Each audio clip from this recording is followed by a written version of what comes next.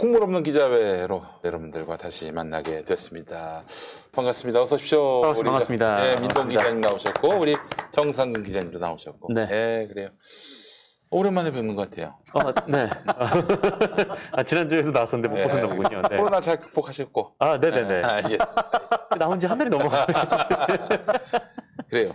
여러분들이 좀 아셔야 될 게 그 후에 한 열흘 정도 갔다 오잖아요. 네. 저기 생활치료센터. 음. 갔다 오는 분이 코로나가 완치가 돼서 오느냐, 마지막에 음성이 돼서 돌아오느냐 아닙니다. 열흘만 있다가 다 오는 거예요. 네네. 그 중간에 뭐 약을 넣어주거나 그런 것도 없어요. 음흠. 치료하거나 뭐 링거를 꽂거나 그러지도 않아요. 네. 그 이제 무증상자들은 그렇고, 그렇죠. 증상이 있는 분들, 그렇죠. 뭐 열이 막 오르고 뭐 이런 분들은 따로 이제 병원으로 병원에 가거나. 이런 데서 네. 치료를 받죠. 집중 치료를 받는데 그렇지 않은 분들은 또 열흘 지나면은 바이러스가 많이 꺾이고 그래서 나와서 바로 측정하면은 양성이 나오는데 네. 그 양성이 다른 누군가에게 이제 전염되지 바이러스를 않는다는 거죠. 전이시키진 않는다. 그래서 바이러스가 힘이 없다. 뭐 그런 얘기들 하잖아요. 그래서 사실은 그러고 나왔는데 나왔더니 목에 이물감이 좀 있어서 이비인후과 가려고 했는데 사실대로 다 얘기했지. 내가 저기 무슨 음성 받고 나온 게 아니다 했더니 네. 거의 목소리가 그런 표현을 안 했다 뿐이지 전화도 하지 마라. 전화도 하지 마라. 거의 극도의 경계심. 경계심을. 네. 이거 참.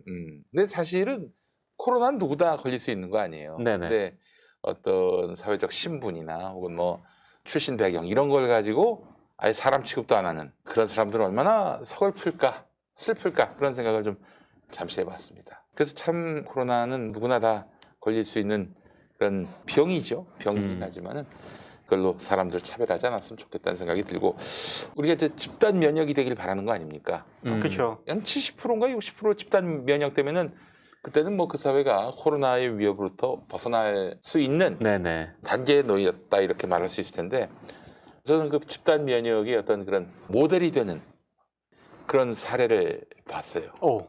미르미디어라고. 미르미디어. 여기는 집단 면역에 네네. 다 마스크를 벗고 다녀도 됩니다. 그래서 그렇죠. 네. 미르미디어에서 전이된 거 아닙니까? 네, 그렇죠. 그쪽에서. 네. 저도 그렇고. 네. 우리 여기 테마시안도 네. 한 10명 걸렸어요. 네. 여기도 이제 집단 면역에 됐으니까. 홈장이 너무 고생하셨어요. 그래요. 네. 여러분 여기 오셔도 됩니다. 마스크 벗어도 돼요. 네. 농담이고. 저는 우리 집 들어갈 때마다 심호흡을 크게 합니다. 저희 집이 100% 집단 면역. 그래요. 하여튼 여러분들 코로나 걸리지 마시고 걸려서 좋을 거 없습니다. 걸려서 좋을 거 없으니까 뭐 열흘 동안 편하게 쉬다 오고 싶다 그런 분들 아니고서는 편히 쉬다 오지도 못해요. 열흘 동안 방 밖으로 나갈 수가 없는데 미치고 환장할 노릇입니다. 네. 근데 또 요즘에 구치소에 계신 분들도 왜 그 밖에 사역한다든지 뭐 이렇게 바깥에 체력 단련 한다든지 그런 것도 없이 그냥 한 달 동안은 그냥 아예 방 안에서 나오질 못했대요. 자, 어려운 시대를 겪는 분들, 우리가 알지 못하는 그런 고통에 계신 분들 다 헤아리면서 우리가 살아갔으면 좋겠습니다. 자, 서설이 좀 길었고 다음 주간이 이제 설 연휴 아니겠습니까? 네, 그러네요. 그러네요. 설 연휴입니다. 네, 여러분 어떻게 설 연휴 계획이 어떠신지 뭐 고향 가실 분들이 없을 것 같아요. 그렇죠. 지금 상황이 이러다 보니까. 이렇지만요. 같이 사람이 사는 보면 사람이 안 됩니다. 5명이 아닌 이상은 네. 아버지 어머니가 저 같은 경우 있잖아요. 네. 아버지 어머니 뵈러 이 5명이 가는 거 그게 금지가 됐습니다. 왜냐? 택을 잘 짜야 된다는 얘기가 그렇죠. 있습니다. 그래서 모였을 때 5명이 안 되게 해요. 그렇죠. 네. 그래서 이미 식구만 해도 5명. 계획만 해도 5명이에요. 어디 이동을 하면은. 그렇죠. 그 한때는 그렇게 좀 다둥이를 두는 게 권장 사항이었는데 이제는 좀 국민적 민폐가 된 것 같은데 어딜 돌아다닐 수가 없습니다. 그럴 정도로 이번 설 연휴는 극도의 모임을 자제해야 되는 상황인데 미리 말씀드리지만 김용민닷컴에서 선물로 또 그리움과 정을 나누시면 어떨까. 설 특선 이벤트가 또 진행되고 있습니다. 압도적 최저가에 김용민닷컴 많이 이용해 주시고요. 자, 먼저 배로 만든 청 3종 선물 세트 먹어보겠습니다. 자, 설 명절을 맞아서 주변 분들께 부담 없는 선물을 하고 싶다면 농업회사법인 하늘아삭의 배로 만든 청 3종 세트를 강력하게 추천합니다. 지금 굉장히 따뜻하게 돼 있어요. 네. 일단 먹습니까? 달달한데 근데 여러분 놀라지 마십시오. 설탕이 전혀 안 들어갔어요. 아 정말요? 네. 아, 근데도 이렇게 달달해요. 그냥 배로만 만든. 네. 100% 국내산 천안배로 만든 맛이고요. 건강한 배청, 배도라지청, 그리고 배생강청, 그리고 경찰청. 네. 경찰청은 아니고 네네. 다시 검찰청입니다. 네. 배청, 네. 배도라지청, 배생강청. 이름만 들어도 몸에 좋을 것 같다는 느낌이 들잖아요. 그렇죠. 각 500굴람들이 3종 선물 세트를 단돈 3만 원에 만나보실 수 있습니다. 여러분 보이시죠? 요게 이제 말하자면 이렇게. 이 선물 세트예요. 배청, 배도라지청, 배생강청. 요걸 3만 원대에 만나보실 수 있는데 말씀드린 대로 설탕이 1도 들어가지 않았습니다. 배로 만든 청 3종 세트. 오직 쌀 조청으로 만들어서 조청으로. 안심하고 드실 수 있습니다. 게다가 모든 재료는 100% 국내산입니다. 네네. 충남 농업 6차 산업센터의 인증을 받은 제품인데 오직 국내산 농산물로만 가공한 믿을 수 있는 우리 땅 우리 농산물 가공식품입니다. 자, 설탕이 첨가되지 않은 배로 만든 청 3종 선물 세트. 텁텁함과 느끼함이 없는 자연 그대로의 달콤함을 선물합니다. 또 요즘 같은데 저처럼 좀 목에 이물감이 많은 분들은 좋네. 진짜 좋네요. 아이고 이 조청으로 해서 그런지 고소합니다. 고소해요. 고소하기도 하고, 네, 달달하기도 하고. 이 왠지 식혜 맛도 좀 나는 것 같고요. 네. 과학적이고 인공적인 단맛이 아닙니다. 네. 네. 쌀 조청으로 만들었으니까 뭐 사실상 네. 식혜 맛을 또 떠올릴 수 있는 그러네요. 거죠. 네. 요즘 같은 환절기 미세먼지가 심한 날 따뜻한 물에 배청 한 숟갈을 타서 드시기 바라겠습니다. 커피 한 잔의 여유도 좋은데 배청 한 잔의 여유와 달콤함 또 영양, 건강 정말 좋습니다. 배청뿐 아니라 배도라지청과 배생강청은 달콤 쌉쌀한 맛과 함께 목 건강에도 정말 좋습니다. 이름만 들어도 목이 시원합니다. 그렇습니다. 네, 예. 배도라지 배. 자, 배로 만든 청 3종 선물 세트 인터넷 최저가 45,000원인데 김용민닷컴 얼마라고요? 38,000원. 아이고. 38,000원. 네. 38,000원입니다. 16%를 할인한 가격입니다. 새 설 선물은 김용민닷컴에서 압도적 최저가의 배로 만든 청 3종 선물 세트와 함께 알뜰 쇼핑하시면 좋을 텐데요. 근데 이거는 제가 지금 네. 보고 보니까 특히 방송하시는 분들 굉장히 좋을 것 같아요. 그러게요. 네, 네. 목에. 자, 본부장님. 배도라지청으로 좀 하나 더 안 될까요? 와, 너무 좋네. 네. 아까 이 따뜻한 도라지청을 주면서 이제 엄미애 씨가 아무 말도 없이 저에게 컵을 내밀었는데 잡고 너무 뜨거워서 네, 쓰러뜨릴 뻔했습니다. 저기 옛날에 모 방송 진행자 이름만 대면 알만한 방송 진행자가 있었는데 그 양반이 어디 사무실에 갔는데 비서가 네. 이런 컵에다가 물을 너무 자연스럽게 따른 거야. 그래서 당연히 찬물 혹은 네. 뭐 정수물인 줄 알고 근데 그 앞에 그 아저씨가 있잖아요. 네. 그 국장이 있는데 했다가 했는데 그게 가발이었던 거야. 아이고. 깜짝 뭐. 네. 이 양반이 갑자기 이러더니 가서 세면대가 빨더라고. 네. 간편한 면이 있군요, 확실히. MBC에서 있었던 일입니다. 네네네. 네. 뭐 그 여비서한테 막 화를 내고 막 그랬다고. 안타깝네요. 네. 너무 그 모션이 찬물을 붓는 것 같은 모션이었다. 자연스럽게 이렇게. 그렇지. 이게다가 여기다가 그래도 게다가 또 뜨거운 물이면 막 연기가 뭐 모락모락 난다든지 그랬는데 그런 것도 없었다는 거야.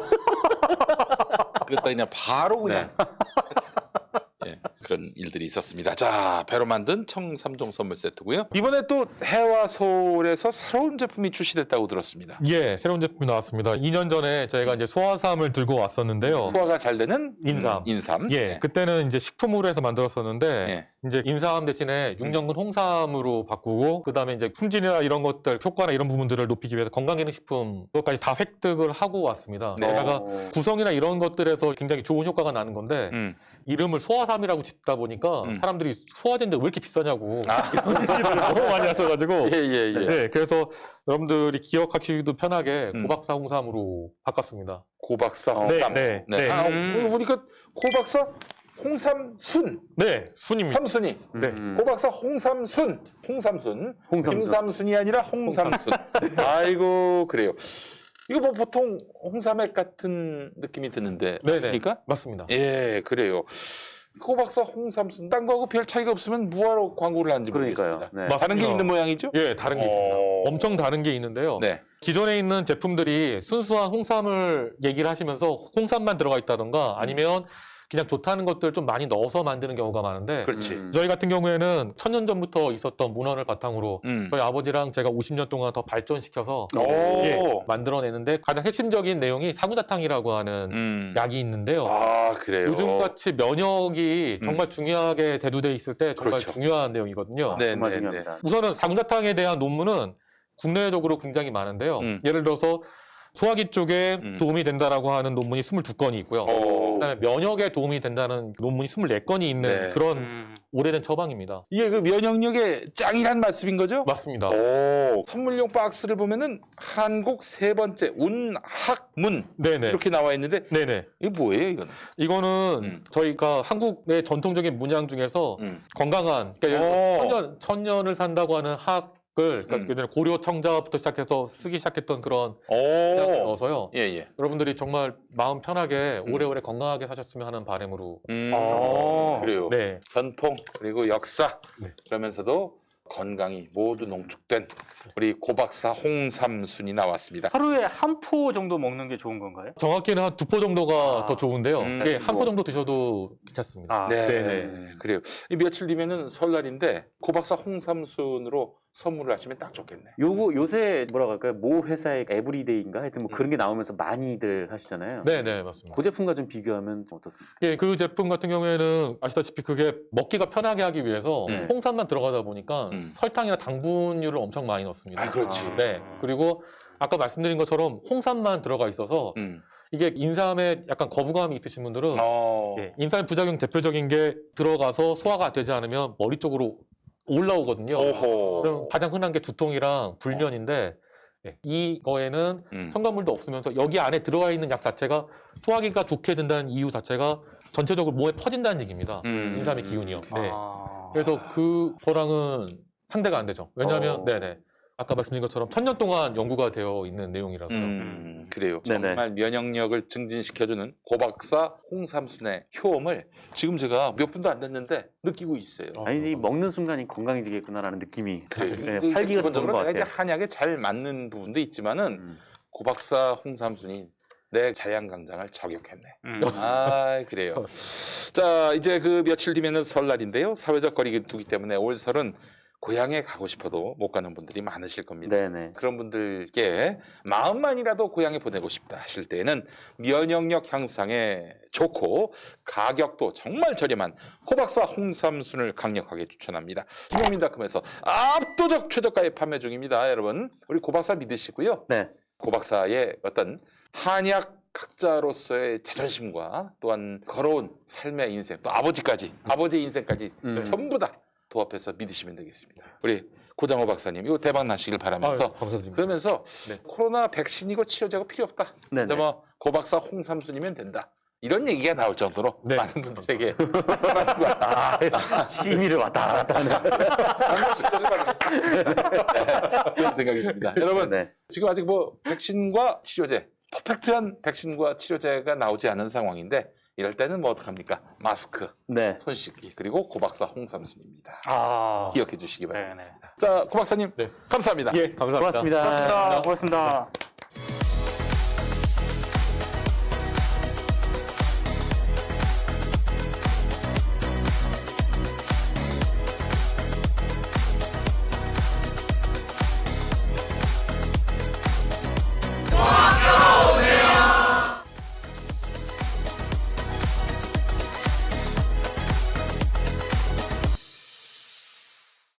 설이나 추석 우리가 벌써 몇 번째 맞이하는 명절입니까? 이 방송하면서. 네.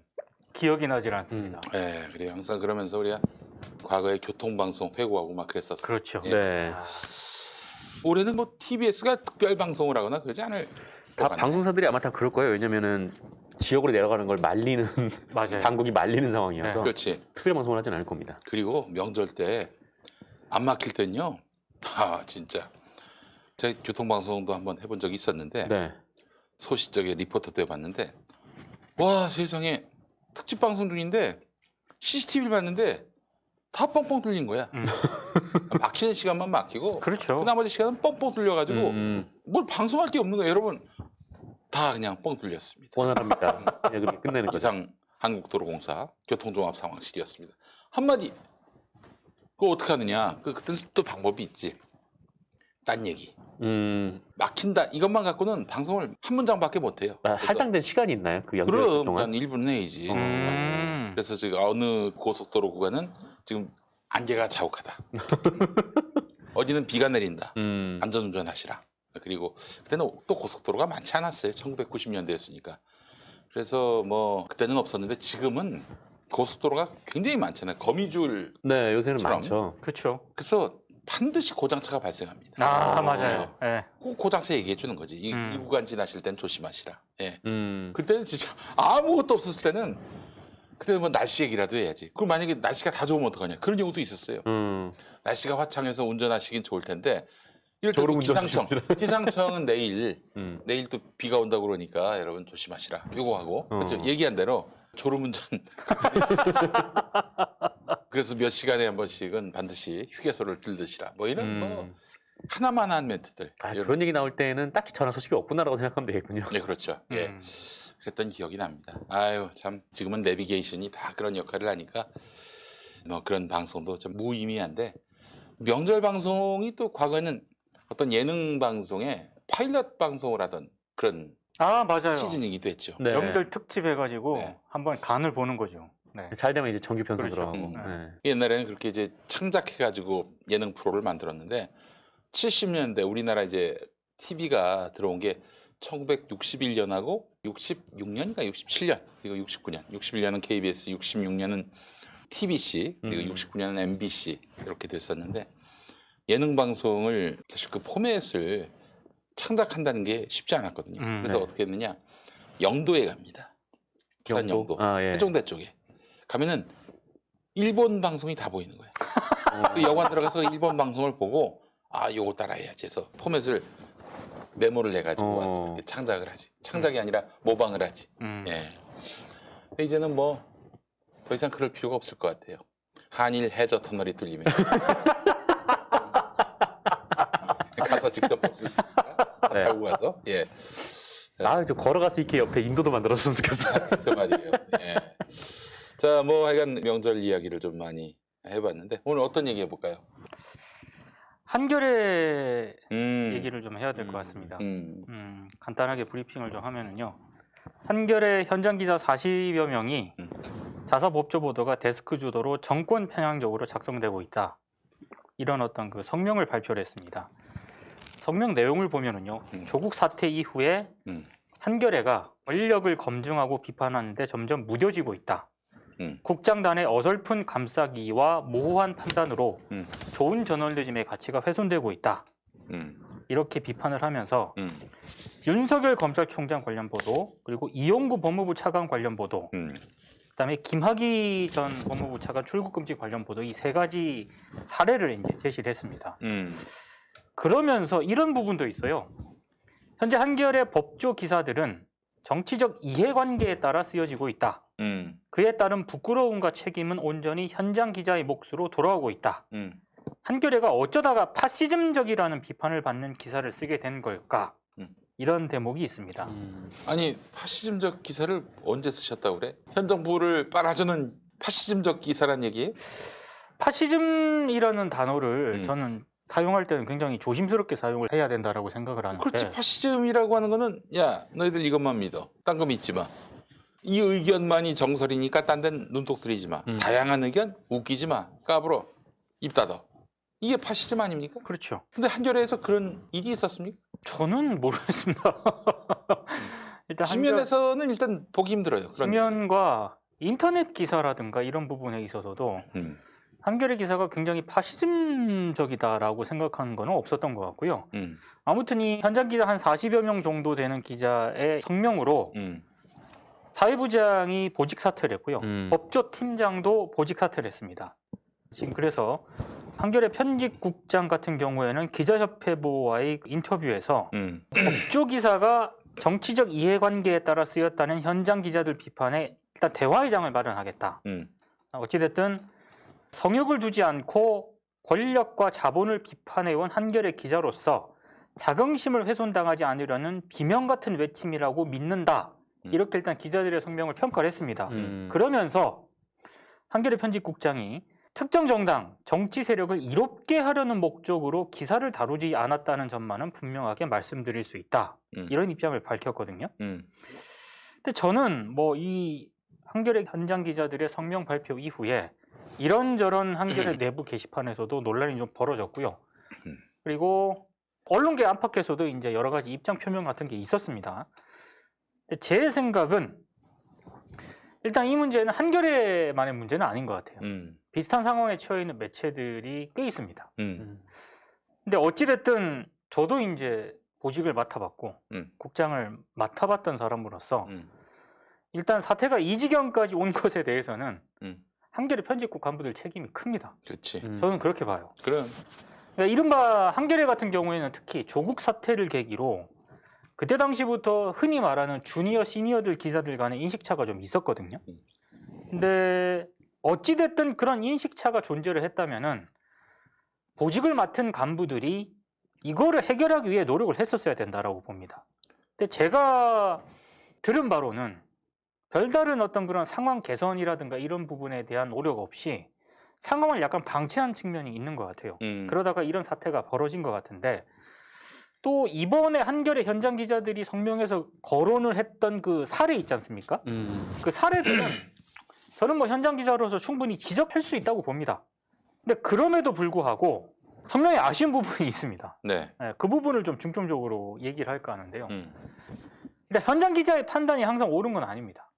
이 세 가지 예를 든 거는 충분히 저는 지적할 수 있는 사안이라고 보는데 그것과는 별개로 현장 기자의 판단이 항상 옳은 건 아니라고 생각을 하고요. 데스킹은 일단 마음에 들든 들지 않든 간부들의 권한이고 그 권한을 행사함으로써 결과에 책임을 지는 그런 자리거든요. 그렇지. 현장 기자들 목소리 분명히 존중받아야 되긴 하는데 그게 어떤 절대적인 가치라거나 반드시 지켜져야 할 원칙은 아니라는 것. 네. 저는 그렇게 생각을 하고요. 예.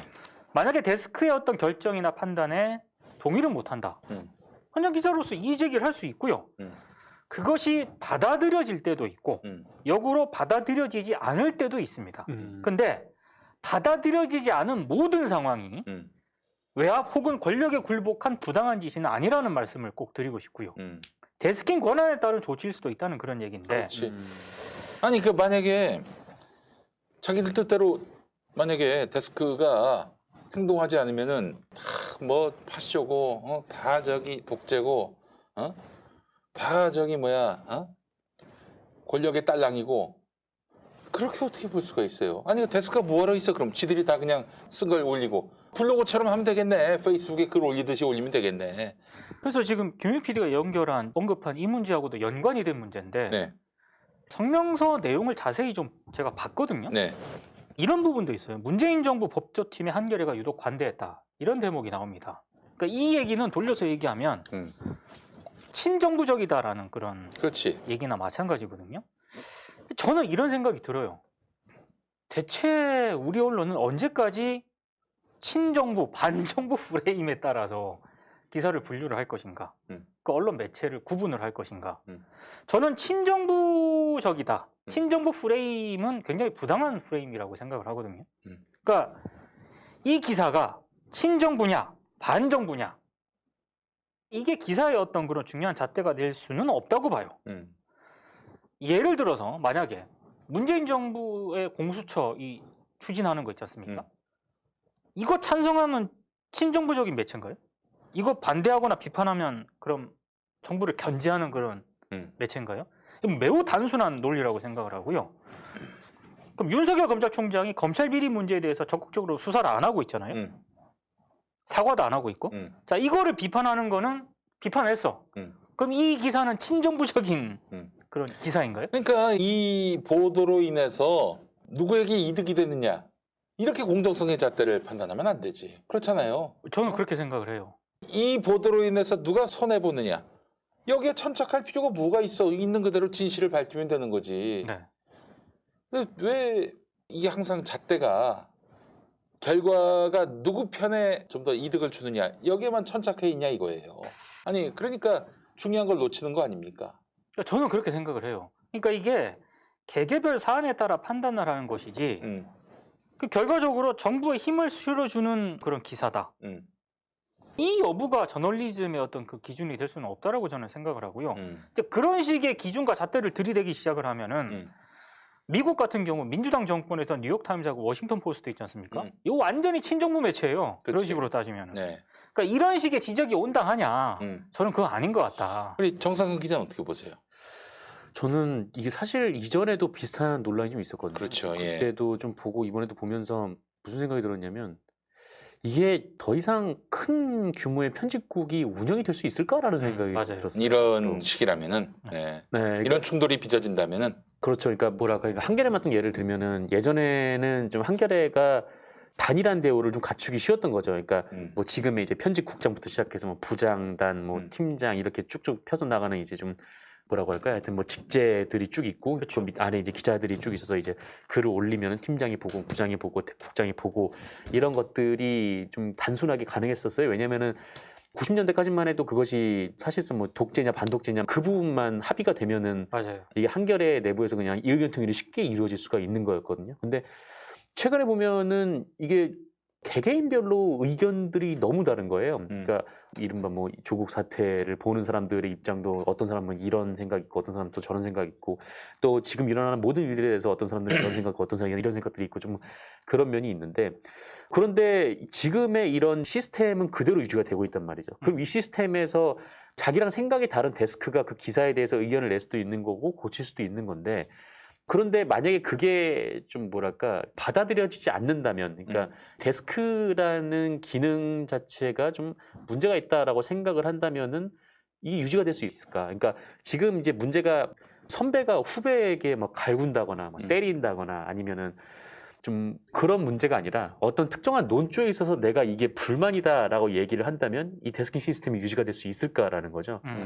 그런 생각이 하나가 들었고 또 하나는 뭐랄까 그러니까 이 현장 기자들이 나가서 이제 어떤 사람들과 좀 만나고 접촉하고 뭐 대화를 하느냐 이런 부분들이 이 성명들에 담겨 있다라는 생각이 들었어요. 이게 무슨 말이냐면 그러니까 한겨레의 이런 성명을 두고 사실 어떤 분들은 아 맞아 뭐 그랬지라고 하실 수도 있겠지만 또 지금 뭐 관훈 보시는 많은 분들을 비롯해서 오? 한겨레가 언제 정권표를 들었어? 라고 생각을 하시고 계시는 분들이 많은 거잖아요. 실제로 저는 그런 얘기 많이 하시더라고요, 주변에. 네, 그러니까 좀 너무 의아한 거죠, 이 상황이. 그분들이 보시기에는. 네. 그분들이 보시기엔 의아한데, 근데 왜 이게 한겨레 기자들이 그렇게 판단을 내렸는가? 지금 한겨레 외부에서도 뭐 독자들이 뭐 이런저런 일이 있을 때마다 구독을 해지하겠다, 이런 항의 전화도 많이 하시고, 또 한겨레 이러면 안 된다라고 서글퍼하시는 분들도 많았는데, 그런데도 왜 자기들이 이런 지금 논조들이 이제 친정부적이라고 생각을 했던 걸까라고 생각을 하면은 이건 그냥 개인적인 뭐 추측 기자 뇌피셜인데 아마 기자들 집단 안에서만 커뮤니케이션이 좀 이루어졌던 거 아닌가라는 맞아요. 생각이 예, 좀 들었던 거죠. 정확하게 짚어주신 건데 아주 날카롭게 지금 이분들 같은 경우 기자들 같은 경우에는 특정 정파 좌우 진영 가릴 것 없이 공정한 잣대로 보도하는 것이 저널리즘이라고 하는 인식을 하고 있는 것 같아요. 근데 권력이 과연 무엇인가? 우리 현 사회에서 권력, 그러니까 교체할 수 있고 말하자면 응징할 수 있는 권력은 그것도 권력이라면 이제 하부 권력이 될 수 있을 텐데 그 상위의 권력, 교체도 어렵고 응징도 어려운 권력, 이 권력이 상위의 권력이죠. 권력의 층위를 어떻게 나눌 것이냐에 대한 고민은 별로 없고 문재인 정권 지금 지지율도 상대적으로 높고 또 의회 권력도 180석 가까이 우호적인 의석까지 다 합해서 180석 되고 그리고 대법관들도 대부분 문재인 정부에서 지금 새로 선임됐고 절대적 권력을 갖고 있는 문재인 정부는 정말 견제와 비판의 대상 아니냐 이렇게 여기고 있는 것 같아요. 근데 권력을 쓰시나? 정말 지지자들이 답답할 만큼 권력을 쓰지 않고 심지어 그래서 대통령이 사인한 징계안마저도 법원 가서 엎어지고 하급심 가서 엎어지고 이런 일들이 벌어지고 있는데 이런 문재인 정권의 권력을 파쇼라고 본다? 그거야말로 너무나 우리 소비자들이 느끼는 현상 인식하고 너무 다르다. 그리고 저는 여기서 좀 할 필요가 있을 것 같아요. 무슨 얘기냐? 우리 저 많은 기자분들이 월급도 안 주고 한 석 달만 유튜브를 한번 해보시라고. 그럼 아마 왜 소비자들을 고려해야 되고, 그리고 왜 소비자들은 나의 이런 방송에 대해서 이렇게 야박하게 평가하는가를 아마 알게 되지 않을까 싶어요. 그러니까 자기 신문과 자기 방송을 소비하는 사람들에 대한 기본적인 인식이 있어야 한다는 거예요. 이 엘리트 의식이거든. 엘리트 의식이 뭐냐? 내가 독자들을 가르친다. 저 무지몽매한 사람들. 뭐 시대에 따라서, 세태에 따라서 어느 특정인의 빠들이 되는 저 인간들을 내가 가르쳐야 된다. 이런 엘리트 의식에 사로잡혀 있다고는 생각을 해요. 이 언론인들이, 특히 한겨레 기자들이. 자기 지금 소비자들은 지금 막 화가 나가지고 때마다 무슨 사건, 곡절이 있을 때마다 그냥 단체로 신문의 구독을 끊고 완전히 냉담하게 돌아서고 있는데 언제까지 계속 이러고 있느냐? 그럼 결국엔 그 신문사가 유지되는 건 뭐예요? 기업 광고 아닙니까? 대기업 광고 아니에요. 대기업 광고로 소비자들은 다 떠나고 기업 광고만 남는다? 그 신문이 온전할 수 있을까? 그러니까 지금 독자를 기본적으로 무시하고 그리고 홀대하고 이런 가운데서 과연 그 언론이 생존한다는 것이 과연 가능할까? 그런 의미에서 보면은 소비자들 눈치 보기도 싫다 그러면은 그런 언론인들은 아예 사표를 던지고 스스로 이렇게 독립 저널리스트로 활동을 하든지 아니면 뭐 독립 저널리스트가 유튜버지요. 유튜버를 통해서 자기에게 생각이 맞는 또 혹은 생각이 맞지 않더라도 자기를 지지할 수 있는 사람들을 모아가지고 한번 방송해 보라고 하세요. 그러니까 저는 그런 생각도 한번 해봤거든요. 제 경험이 그리고 제 세대, 제 또래 언론사에 있었던 그 경험이 맞다는 얘기가 아니에요. 그러니까 왜 이렇게 인식차가 발생을 하는가에 대해서 제가 골똘히 생각을 해봤고 몇몇 분들한테도 의견을 물어봤는데 제가 내린 나름의 결론이 이렇습니다. 그러니까 제가 이제 현장 기자 한참 하고 있을 때요.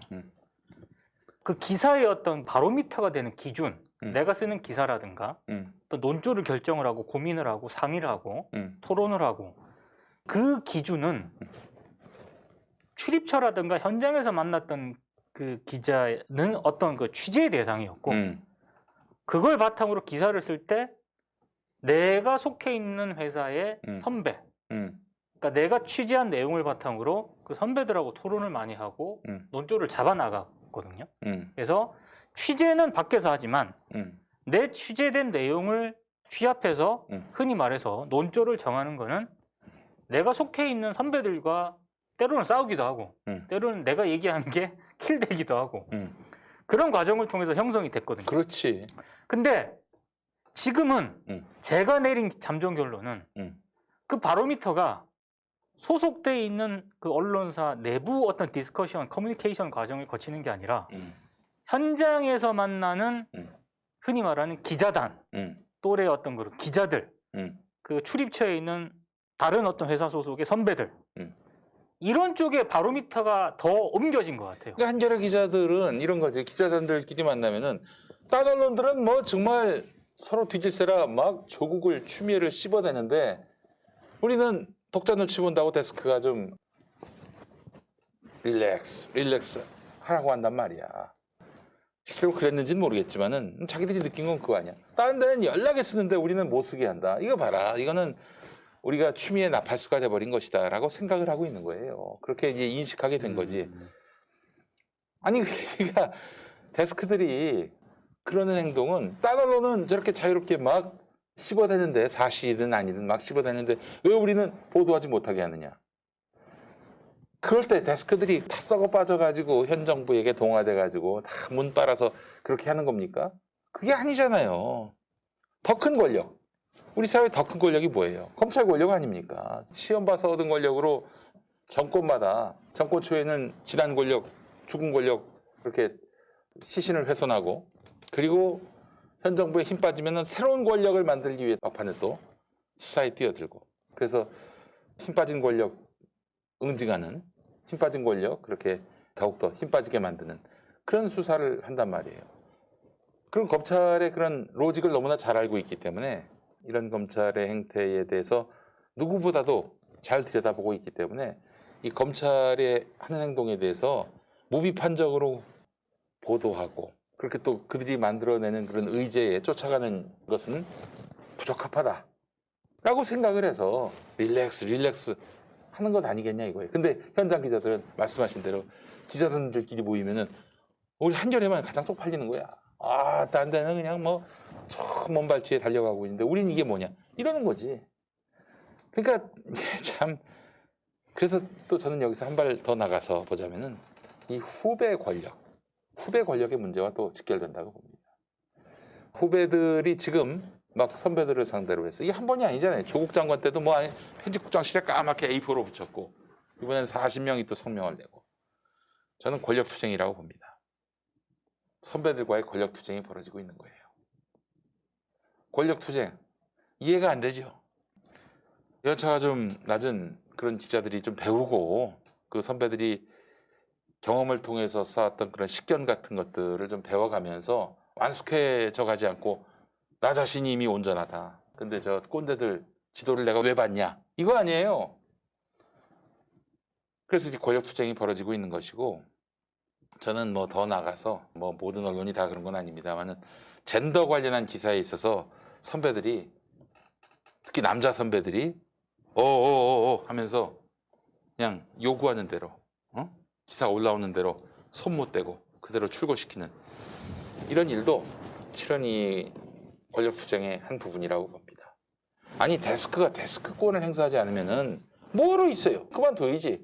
근데 지금 내가 한겨레 전직이신 분들한테 좀 들어봤더니 지금 사장서부터 편집국장까지 그만두신 사회부장까지 포함해서 뭐 그렇게 데스크로서의 사명감이 아주 치열하지 않다. 그 사명감이 투철하지 않다. 이렇게들 얘기하더라고. 그러니까 이제 쉽게 휘둘리는 후배 권력들이 막 단체로 뭉치고 압박하면은 그땐 백기를 드는 그런 구조라는 이야기를 들었어요. 그러니까 저는 제 고민 포인트는 조금은 달라요. 이게 나름 다른 어떤 흔히 말해서 족보 언론이라든가 사주의 어떤 영향력이 막강하게 영향을 미치는 그런 언론사에서는 이런 문제가 외부적으로 잘 표출이 안 되지 않습니까? 깨갱해야 되니까. 네. 근데 이런 문제가 이제 외부적으로 표출되는 곳은 상대적으로 의견 표명이 자유로운 언론사거든요.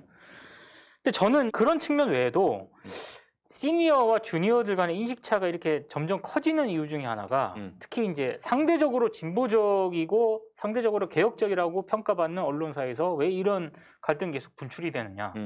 제가 찾은 답은 출입처에 대한 문제의식이 없이 아주 수습 혹은 낮은 어떤 그 연차의 기자들도 출입처가 당연한 어떤 그런 취재 환경으로 받아들이면서 상대적으로 해당 매체의 역사성이라든가 이런 게 녹아들을 수 있는 여지가 점점 좁아지는 거예요. 그 어떻게 내근을 시켜야 되나 그럼? 아니 이제 그게 아니라 야, 저 회사로 출근해.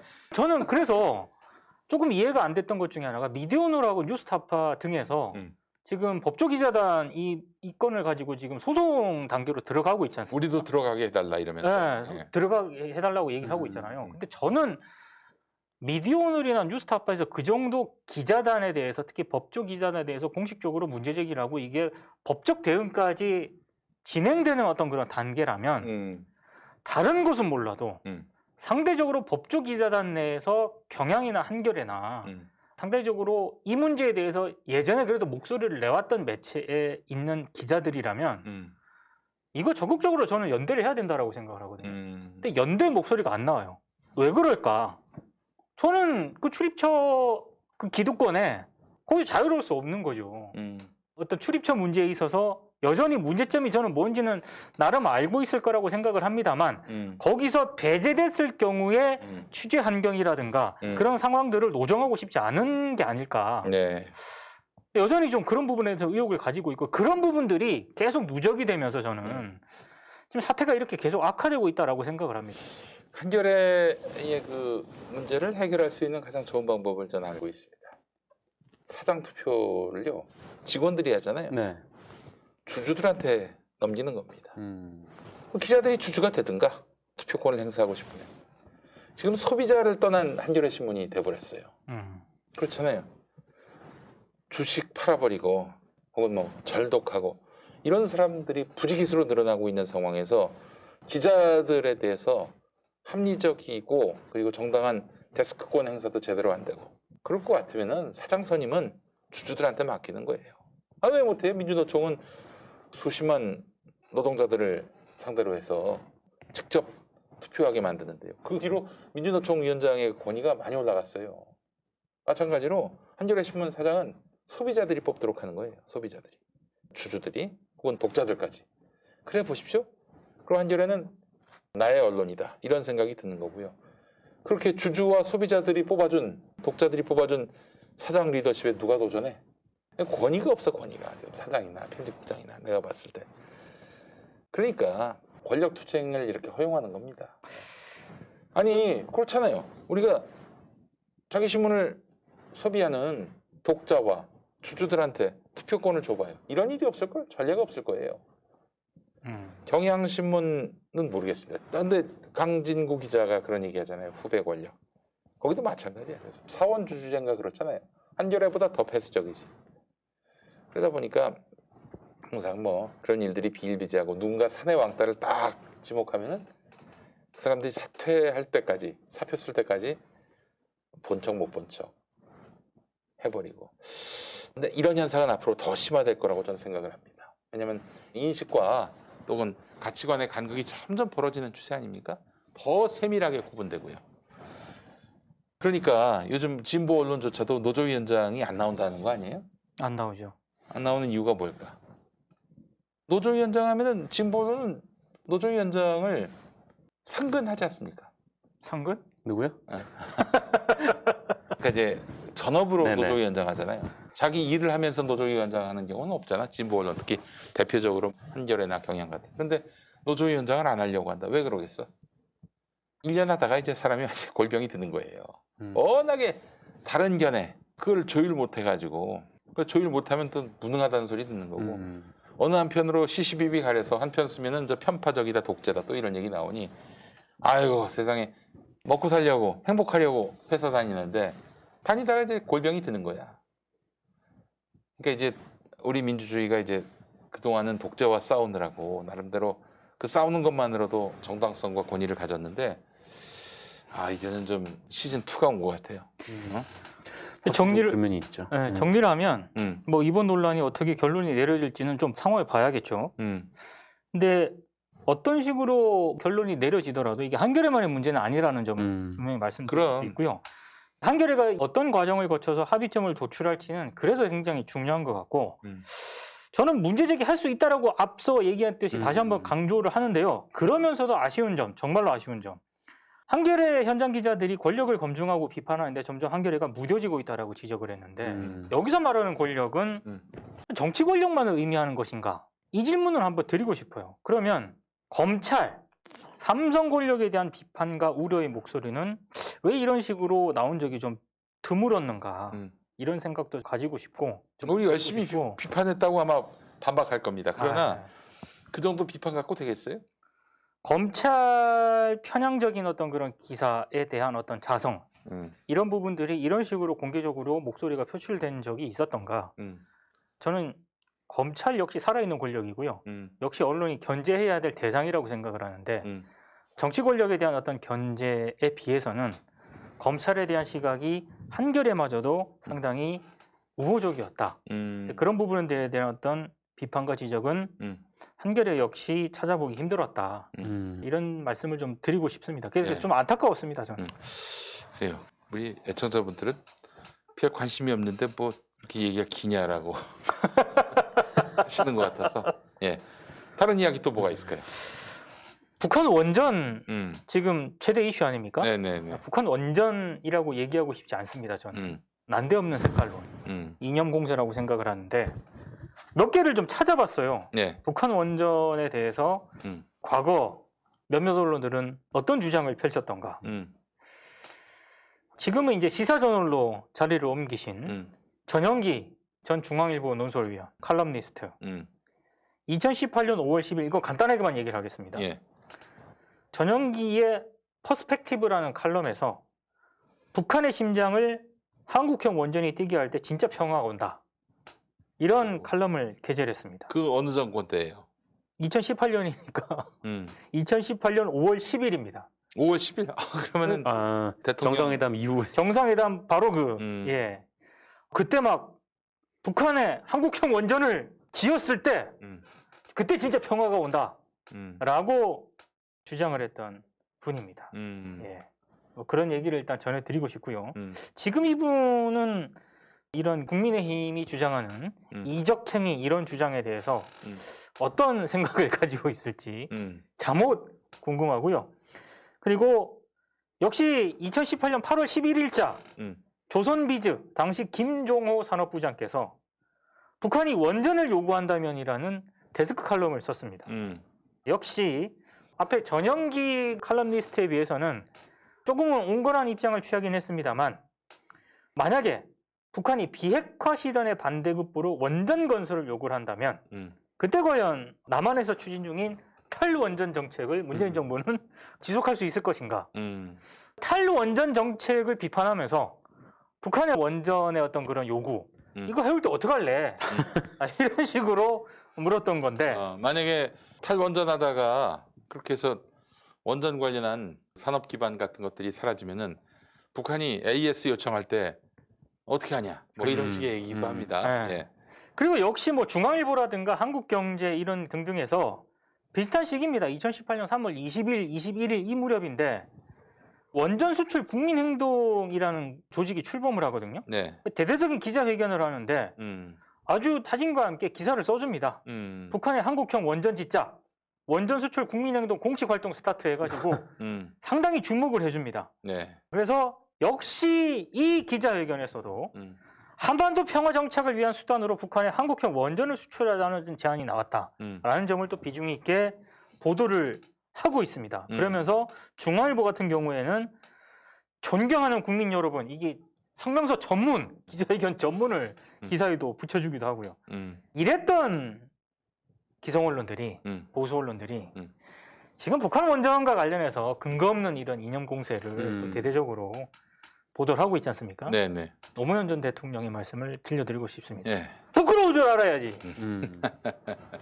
그러니까 이제 저는 이런 생각을 했어요. 남한에 원전을 지을 데도 없고 짓자니 또 여기저기서 반대하니까 북에다가 짓자. 그렇게 해서 원전 마피아의 먹거리를 보장하자. 나는 그 머릿속에 상상을 했거든요. 아, 이 친구들 정말 대단하네. 근데 2018년에 이미 그런 멘트가 나왔어. 네. 원전학자들한테. 지난번에 멸치 타령했던 사람 있잖아요.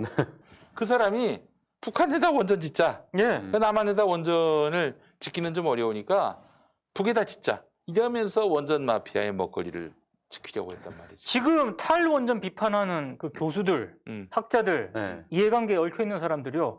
그 사람들의 상당수가 북한 원전 짓자고 주장했던 사람들이거든요. 이 사람들은 이적행위로 집어넣어야 돼, 지금 그 논리대로라면. 예. 그렇죠. 그래요. 저는 원전은 전혀 모르는 분야고, 네. 그런데 교회는 또 제가 잘 아는 분야 아닙니까? 그렇죠. 남한 땅의 교회에 대한 어떤 혐오가 너무 높아져서 남북 관계가 개선돼가지고 북에다가 교회를 할 수 있게 해줬으면 좋겠다. 남한에 있다가는 돌 맞을 것 같은 느낌. 아유, 진짜 여러분 너무 험악합니다. 저 벙커원 교회는 이미 뭐 거의 한 40주 가까이, 40주 넘었지. 하시면 거의 그렇죠. 1년이네요, 진짜. 그렇지. 우리만큼 제일 먼저 비대면하고, 그리고 요즘엔 완전 비대면합니다, 예배를. 전면 비대면 예배는 어떻게 하느냐? 서로 왜- 쳐다도 안 보는. 아니, 그런 정도가 아니 교회당에 전혀 안 모이고 네. 정말 한 명도 모이지 않고 사회, 광고, 기도, 성경 읽기, 뭐 설교, 찬양 다 교인이 각자 맡은 집에서. 순서를 맡은 사람들이 다 집에서 찬양하는 사람 기타 치고 기도하는 사람 이러고, 그래서 자기 휴대전화로 촬영한 거를 교회로 보내주면은 교회 스태프가 그걸 편집해가지고 올리는. 그러니까 교인이 모일 일이 전혀 없는 거예요. 예, 그렇게 해서 해도 잘 돼. 좋아, 호응도 좋고. 예. 근데 굳이 모여야 된다는 사람들 도무지 이해할 수가 없어요, 그 인간들은. 근데 이제 사실은 정말 그 이유를 잘 알죠. 모여야 이걸 내니까.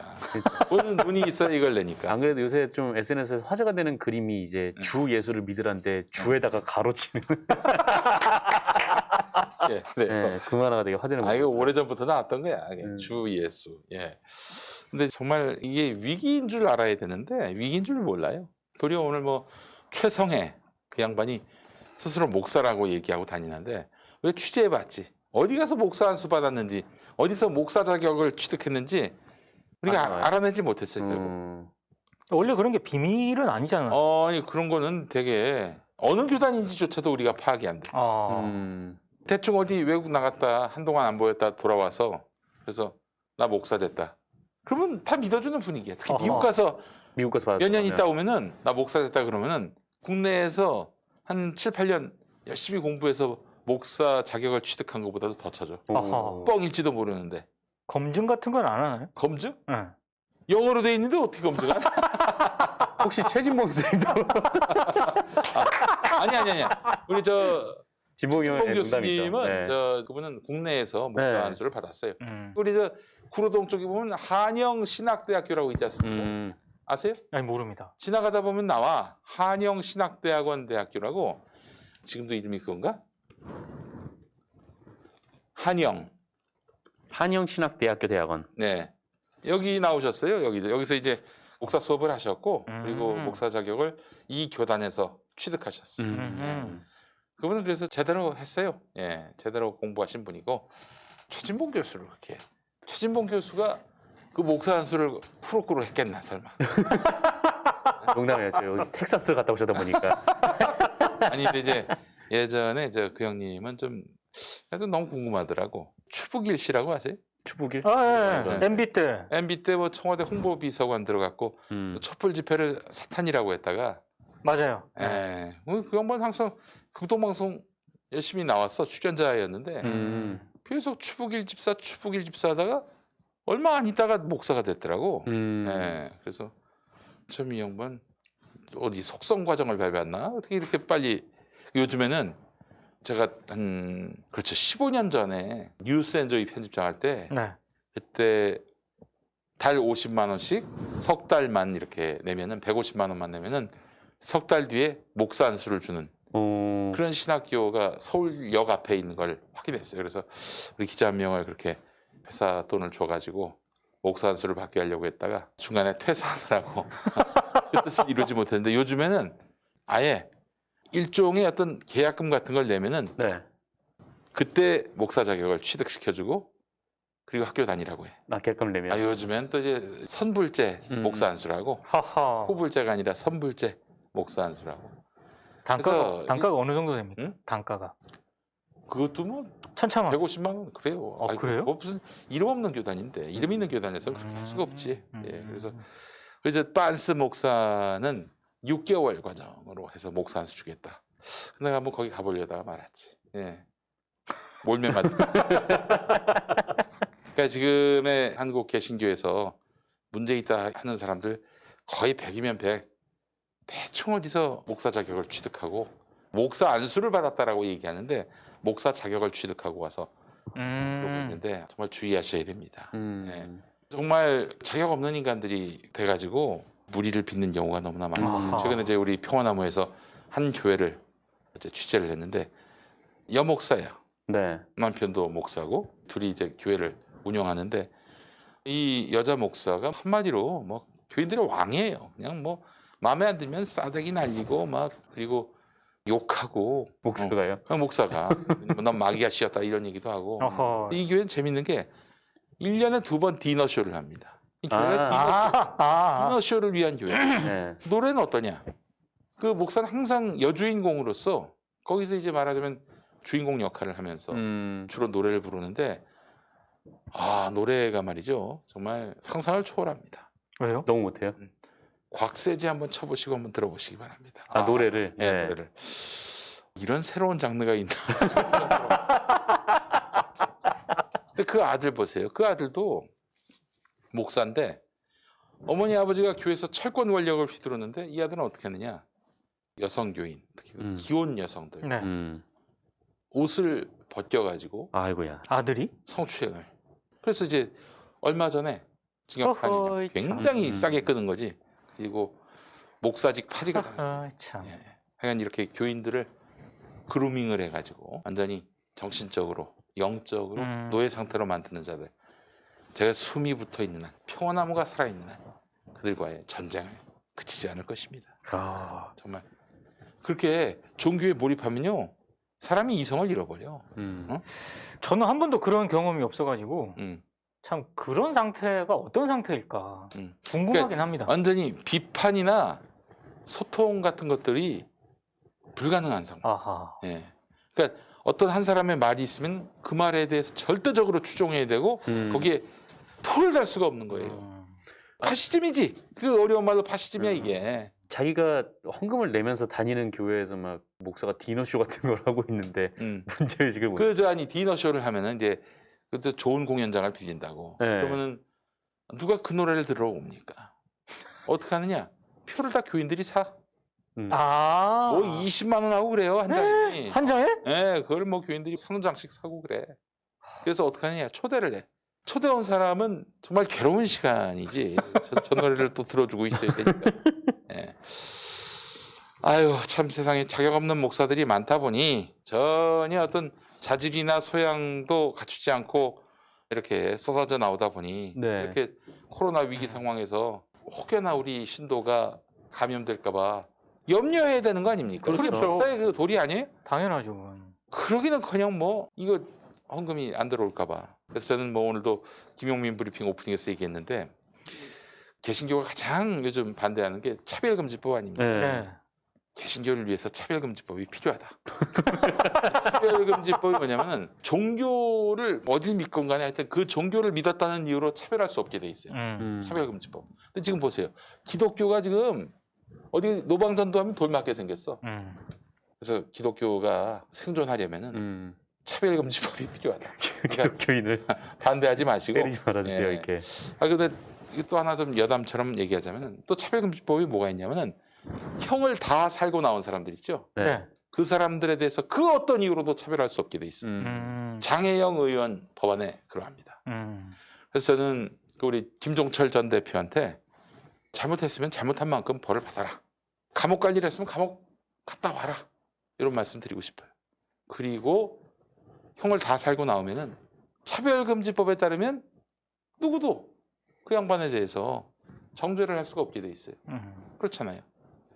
저는 김종철 씨가 지금 막 몰매 맞는 분위기긴 한데 왜 몰매 맞아야 되는지를 전 잘 이해를 못 하겠어요. 현재 상황에서.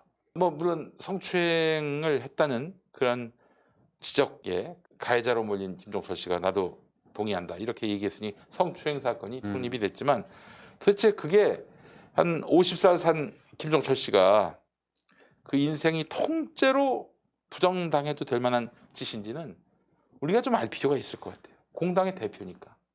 그걸 뭐 대중 앞에서 얘기하기는 어렵다. 뭐 피해자가 힘들어한다. 그러면은 경찰 수사 단계에서 모든 걸 다 밝히고 책임을 지고 그리고 새 출발했으면 좋겠다는 게 제 생각입니다. 이게 뭐 2차 가해인가요? 2차 가해인가? 2차 가해면은 취소하겠습니다. 아이 무서워서 말이죠. 매장당할 것 같아요. 예. 2차 가해면 취소하겠습니다. 예. 2차 가해가 아니면 취소 안 합니다. 네. 예. 그 와중에 하데스님께서 10만 원을 아이고 감사합니다. 10만 원. 네, 그래요.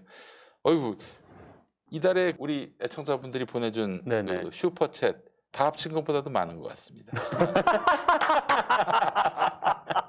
그래요. 그렇게 안 쏴줍니까, 그죠? 우리 저 아이분들이 이제 수전노다 보니까 뭐 기대는 안 합니다. 그래도 이 정도면 뭐 올해 1사분기 할당량은 다 채워. 네. 김용민의 성의식에 문제가 있다라고 하셨습니다. 아 그러면 취소하겠습니다. 예. 제가 큰 잘못을 한 것 같아서 취소하겠습니다. 그래요.